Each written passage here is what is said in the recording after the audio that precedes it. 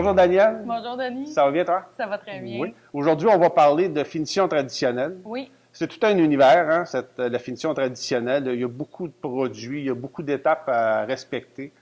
De quelle façon on doit aborder un travail là, si on veut avoir un beau résultat? Oui. Ce qui est important, Denis, pour commencer, c'est que si je m'en vais vers une gamme de produits, comme aujourd'hui on va voir les produits, travailler avec les produits Louis XIII, c'est de rester dans la même gamme de produits pour s'assurer la compatibilité de chacun des produits ensemble. OK. Chaque manufacturier a sa façon, ses recettes. C'est important de rester... Puis les produits sont pas tous compatibles. Si je prends une teinture avec une marque et des cires avec une autre marque, je peux m'attirer des problèmes. Tu pourrais t'attirer de gros problèmes d'incompatibilité. OK. Fait que, idéalement, on choisit une ligne de produits, puis on s'en tient à ça pour atteindre nos objectifs de finition. Oui. Parfait. Moi, je travaille avec les produits Louis XIII parce que je les connais très bien. Ouais. Je pense que c'est un gros avantage hein, d'apprendre à bien connaître ces produits. Ouais. On apprend à travailler avec quelques essences de bois en particulier, puis on apprend à travailler aussi avec une ligne de produits avec le temps, avec la pratique, on maîtrise. Exactement. C'est là qu'on peut se garantir des beaux résultats à chaque fois. Là, ouais. parce que c'est complexe, hein, tout ça. C'est complexe, la finition. Oui. Donc, la première chose, là, mon bois, on va dire qu'il est parfait, il est décapé, la peinture est enlevée. Mon sablage, moi, il a été fait sur mon chêne en atelier au 80-120 à l'orbital. Et ensuite de ça, je l'ai poncé avec un papier 150 parce que je vais mettre une peinture... Dans le sens du grain. Hein? Dans le sens du grain et toujours manuellement.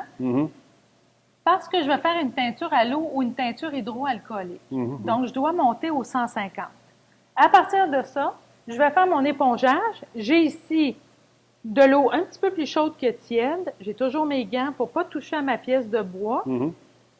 Une bonne éponge que je me sers que pour ça. Et je viens mouiller ma pièce de bois dans le sens du grain, des coups les plus longs possibles. C'est tout simplement ça. Et ensuite, je vais reprendre mon papier sablé qui est usagé ou augmenter de grain et je viens sabler pour couper la fibre qui a relevé. Alors, Denis, notre préparation est faite. On est prête à mettre notre teinture. En finition traditionnelle, c'est une teinture à l'eau ou un hydroalcoolique. Hydroalcoolique parce qu'il y a de l'alcool. Donc, on va appliquer à la mèche de coton.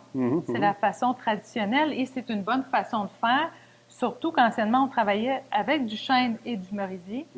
Qui sont des bois à part très ouverts. Donc, si on n'utilise pas une mèche de coton, on pourrait se retrouver que notre teinture est en surface. Il faut que ça pénètre en profondeur. Dans le grain, c'est ça qui va donner la richesse de la couleur du bois. De la couleur. On applique bien en rond pour s'assurer que ça pénètre bien dans les pores du bois. Et on termine dans le sens du grain du bois tout simplement, et notre finition sera impeccable. Si on travaille avec de la cire, le fondure, à ce moment-là, a pour but d'empêcher l'eau ou l'alcool qui pourrait être renversé sur une table cirée de venir diluer ma teinture. Alors là, à ce moment-là, je mets mon fondure. Alors, Denis, si tu me permets, je vais faire l'application du fondure avec la laine d'acier de finition. C'est bien important. Alors, je trempe ma laine d'acier, je viens appliquer mon fondure, je m'assure de bien couvrir, je viens égaliser et c'est terminé. Alors, ce qui est important, Denis, c'est d'attendre le temps de séchage réglementaire. Une fois que c'est bien sec, on parlait toujours de 24 heures, c'est l'idéal. On suit les informations qui sont sur le produit et on va être un produit assez fort, hein? On sent l'odeur. Ça prend un endroit bien ventilé pour travailler ces produits-là. Oui, définitivement. On garde toujours nos gants. Denis, ma teinture a séché. J'ai mon temps réglementaire de 24 heures. Si j'ai mis un fondure, à ce moment-là, je pourrais finir avec une cire à patiner. Une cire haute tradition qui n'est pas une cire teintante parce que ma protection, elle est dans mon fondure. Si je veux absolument utiliser une cire qui est une patine. À ce moment-là, pour donner plus de protection, j'irais avec une matine, qui est le seul produit qui peut se mettre sur une cire à patiner. On a vu dans une autre vidéo que la cire à patiner teintante venait donner une coloration finale. Alors, je vais utiliser avec ma mèche de coton, toujours en appliquant en rond pour s'assurer, surtout dans le chêne, que ma cire a vraiment bien pénétré. Et je viens, dans le sens du grain du bois, enlever mon excédent. On a attendu 15 minutes. On doit venir enlever notre excédent. Et quand la cire elle a durci, à ce moment-là, on va utiliser une brosse végétale, une brosse de Tampico, et on va venir brosser dans le sens du grain pour venir vraiment lui donner toute cette brillance-là. Qu'on utilise une cire haute tradition ou une cire teintante, c'est le même procédé. Alors, Denis, on a terminé notre façon de faire pour le meuble traditionnel. Donc, la finition à la cire. Par contre, il y a des méthodes qui sont beaucoup plus modernes chez Louis XIII.